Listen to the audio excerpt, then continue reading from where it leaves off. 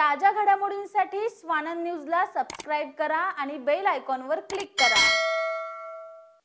गेल्या काही वर्षांपासून विठ्ठलवाडी रेल्वे स्थानकाजवळ चालवण्यात येणाऱ्या अवैध दुचाकी पार्किंगवर उल्हासनगर महानगरपालिका आणि आरटीओ यांनी संयुक्त कारवाई करून पार्किंग हटवली आहे। विठ्ठलवाडी रेल्वे स्थानक परिसर या अवैध पार्किंगमुळे व्यापून गेला होता। त्यामुळे ही पार्किंग हटवून त्या जागी महानगरपालिकेच्या वतीने अधिकृत पार्किंगचा देण्यात येणार असून यापूर्वी महापालिकेच्या अधिकाऱ्यांना ही पार्किंग हटवण्यासाठी आदेश देण्यात आले होते। मात्र त्यात अधिकारीही चालढकलपणा करत असल्याने ही पार्किंग बिनबोभाटपणे सुरू होती। काही जण दुचाकी पार्किंग करणाऱ्यांकडून पैसे देखील घेत होते, त्यामुळे महापालिकेचे आर्थिक नुकसान होत होते।